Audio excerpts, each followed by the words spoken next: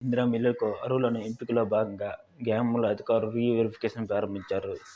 ఈ ఆర్థిక సంవత్సరంలో ప్రభుత్వం ఒక్కొక్క నియోజకవర్గానికి 3,500 ఇళ్లు ఇవ్వాలని నిర్ణయం తీసుకున్న విషయం మనకి తెలిసిందే. జనవరి 26న రాష్ట్రంలో మండలానికి ఒక గ్రామం చొప్పున మొత్తం 562 పంచాయతీల్లో పథకాన్ని ప్రారంభించి అధికారులు అర్హుల జాబితాను వెల్లడించారు. తొలి విడతలో భాగంగా 72,000 మందికి ఇళ్లు మంజూరు చేశారు. గతంలో జాబితాలో ప్రకటించిన గ్రామాలు మినహా మిగతా అన్ని గ్రామాల్లో పల్లెల్లో దృష్టి సారించాలన్నారు. గతంలో ఇందిరమ్మ యాప్ ద్వారా దరఖాస్తులు స్వీకరించారు. వీటిని రాష్ట్రంలో అందిన దరఖాస్తుల మేరకు ఇందిరమ్మ ఇళ్లు యాప్ ద్వారా గతంలో దరఖాస్తుదారులు ఇంటికి వెళ్లి పూర్తిగా వివరాలు నమోదు చేశారు.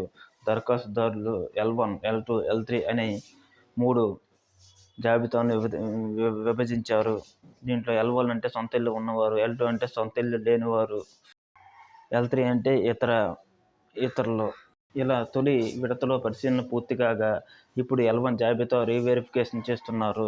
ఈ జాబితాలోనే 22 లక్షల మంది దరఖాస్తుదారులు ఉన్నారు. ఇటీవల ప్రభుత్వం 72,000 మంది అర్హులను మినహాయించి మిగతా వాళ్ళని రీవెరిఫికేషన్ నిర్వహించనున్నారు. ఇందులో పేదలను గుర్తిస్తారు. రీవెరిఫికేషన్ కోసం ఒక్కొక్క మండలానికి 4-5 బృందాలను ఏర్పాటు చేశారు. L1 జాబితాలో ఉండవలసిన పేరును L2, L3లో చేర్చారని అధికారులకు ఫిర్యాదులు రావడంతో ఇట్లాంటి దరఖాస్తుల వివరాలను పూర్తిగా ఎంపీడీఓ కమిషనర్ లాగిన్కి వెళ్తాయి. మండలాల వారు ఏర్పాటు చేసిన బృందాలను ఫిర్యాదులు కూడా రీవెరిఫికేషన్ చేస్తారు. ఇలాంటి ఇందిరమ్మ పథకాలు, వేరే ఏవైనా స్కీముల గురించి మీకు తెలియాలంటే నా ఛానల్ని లైక్ చేసి సబ్స్క్రైబ్ చేయండి.